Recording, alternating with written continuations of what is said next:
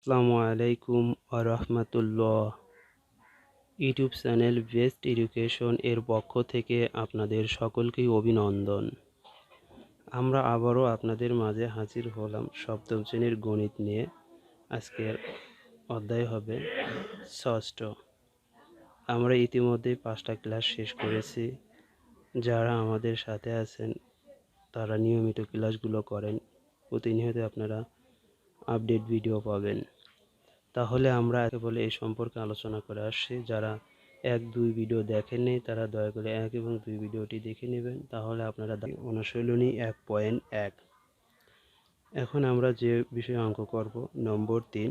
এখানে লেখা আছে নিচের সংখ্যাগুলোকে কোনো ক্ষুদ্রতম সংখ্যা দ্বারা গুণ করলে গুণফল পূর্ণবর্গ সংখ্যা হবে। গুণফল তাহলে কি বলছে এখানে? গুণফল পূর্ণবর্গ সংখ্যা হবে। এর আগে আমরা করছি মৌলিক গুণনীয়কের সাহায্যে বর্গমূল নির্ণয়, ভাগের সাহায্যে বর্গমূল নির্ণয়। এখন করব নিচের সংখ্যাগুলোকে কোনো ক্ষুদ্রতম সংখ্যা দ্বারা গুণ করলে গুণফল পূর্ণবর্গ সংখ্যা হবে। তো চলুন, এখানে ক নম্বরে আছে 147। তাহলে আমরা দেখি কিভাবে হয় 147। এখন 3 নম্বর দেখেন, নিচের সংখ্যাগুলোকে কোনো ক্ষুদ্রতম সংখ্যা দ্বারা ভাগ করলে দেখেন এখানে 3 নম্বরে বলা হয়েছে নিচের সংখ্যাগুলোকে কোনো ক্ষুদ্রতম সংখ্যা দ্বারা গুণ করলে গুণফল পূর্ণবর্গ হবে। তাহলে আমাদের প্রথম প্রশ্নে আছে কি? কতে আছে কত? 147। তাহলে চলুন আমরা দেখি করি 147। লিখুন আপনারা এক্সারসাইজ 1.1 অর্থাৎ অনুশীলনী 1.1 এর 3-এর ক। তাহলে কত আছে আমরা লিখলাম, ইতিমধ্যে আমরা দেখেছি 147। সমাধান লিখে আমরা আবারও লিখতে পারি 147। সমাধান লিখে আমরা আবারও লিখলাম কি 147। আমরা ওভাবেই করব। 147কে মৌলিক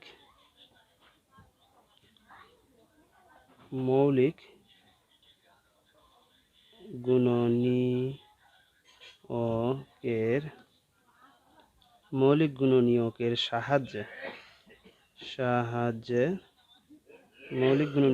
সাহায্যে কি করতে বলছে? আমাদের পূর্ণ সংখ্যা বের করতে বলছে। তাহলে সাহায্যে বিশ্লেষণ করি।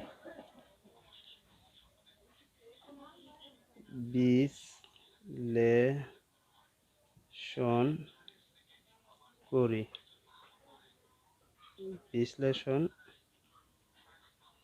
করি। আগে ছিল কি আমরা দেখেন 1 নম্বরে করছিলাম কি, একটু বিস্তারিত দেখি। 1 নম্বর ভিডিও যারা দেখে থাকেন জানছেন। আর একে ছিল মৌলিক গুণনীয়কের সাহায্যে বর্গমূল নির্ণয় করি। এখানে কিন্তু চাইছে আমাদের 3 নম্বরে গুণফল পূর্ণবর্গ সংখ্যা এখানে করতে হবে, পূর্ণবর্গ সংখ্যা করতে হবে।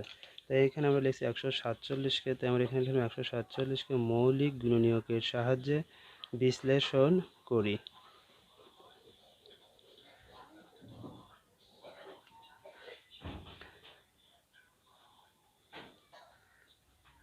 147 ইকুয়াল টু অর্থাৎ 7 গুণন 7 গুণন 3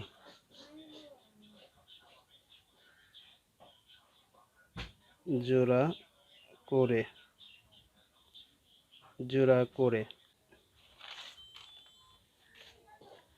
সেখানে কয়বার গেল? 9 বার। 3 নং 27 শেষ। এখন আমাদের যায় কত? 3 দেওয়া যাচ্ছে না, এখন যাচ্ছে 7 দেয়। 7 7টা 49। দেখছেন আমরা কিভাবে পেয়েছি? তাহলে এই হলো 3 গুণন 7 গুণন 7। তাহলে আমরা ইতিমধ্যে এটা লিখেছি 147 সমান 7 গুণন 7 গুণন 3, অর্থাৎ এই 7 গুণন 7 জোড়া আছে বলে এটা ফার্স্ট ব্র্যাকেটের মধ্যে রাখলাম, এবং 3 বিজোড় আলাদা একটা সংখ্যা আছে এর জোড়াবিহীন, এ কারণে এটাকে আলাদাই রাখলাম। এখানে জোড়া করে, তাহলে আমরা জোড়া করে এখানে লিখে পেলাম জোড়া করে। তাহলে আমরা ধারাবাহিকভাবে ওইভাবে এখন লিখতে পারি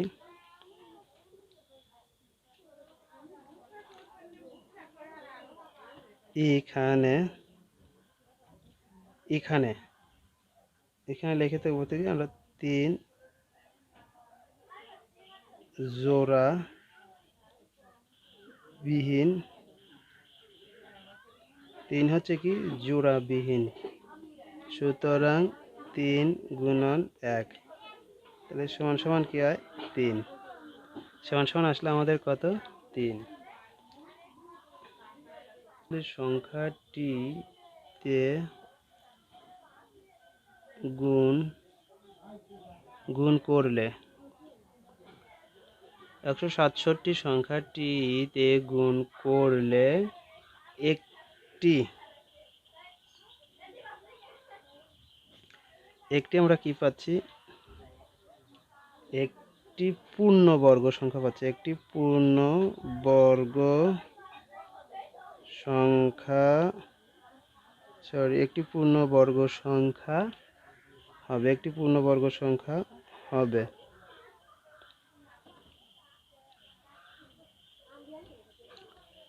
একটি পূর্ণবর্গ সংখ্যা হবে, অতএব ক্ষুদ্রতম সংখ্যা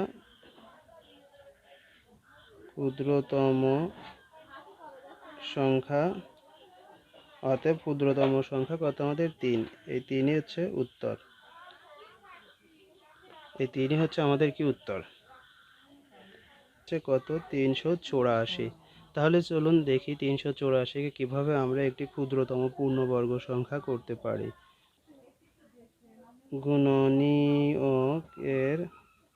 মৌলিক গুণনীয়কের সাহায্যে বিশ্লেষণ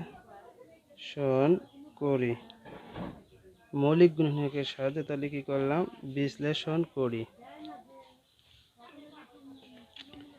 384 ইকুয়াল টু 2 গুণন 2 গুণন 2 গুণন 2 গুণন 2,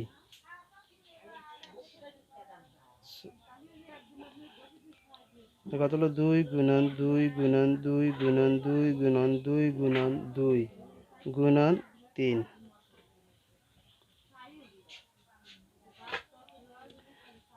আমরা এটা জোড়া করে লিখি, এই জোড়া যদি লেখা যায় তাহলে 2 গুণন 2 ফার্স্ট ব্র্যাকেট, আমরা আবারও লিখতে পারি গুণন, এখন এই জোড়া নেই, 2 গুণন 2 গুণন, আবার দিতে পারি 2 গুণন 2 গুণন, বাচ্চা কত 2 গুণন 3, 2 গুণন 3 বসলো। পাশে আমরা দিতে পারি জোড়া করে, থার্ড ব্র্যাকেট দিয়ে আমরা কি করলাম, ব্র্যাকেট দিয়ে একটা দিলাম জোড়া করে।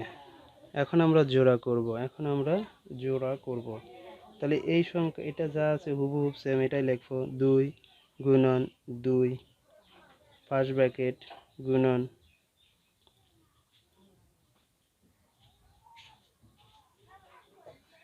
জোড়া করে, সরি এটুকু আর লেখার প্রয়োজন নাই, আমরা তো জোড়া করেই আসছি। এখন আমরা এখানে এটা লিখব,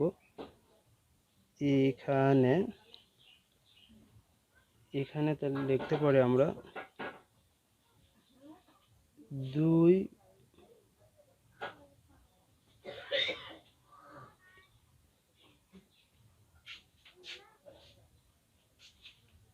2 এবং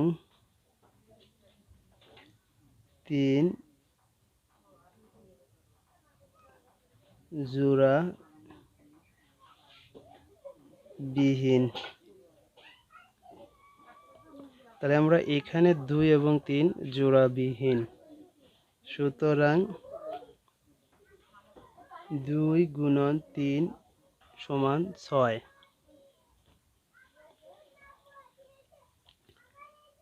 384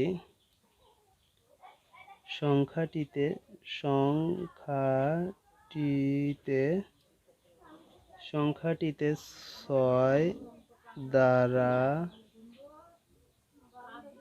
গুণ করলে 6 দ্বারা গুণ করলে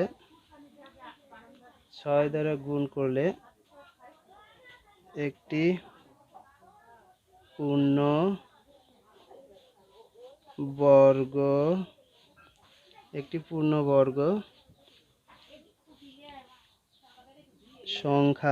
পূর্ণবর্গ সংখ্যা হবে। সুতরাং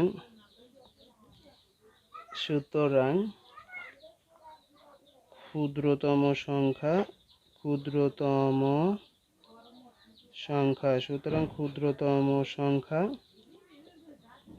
6। 6 আমাদের কি হলো উত্তর।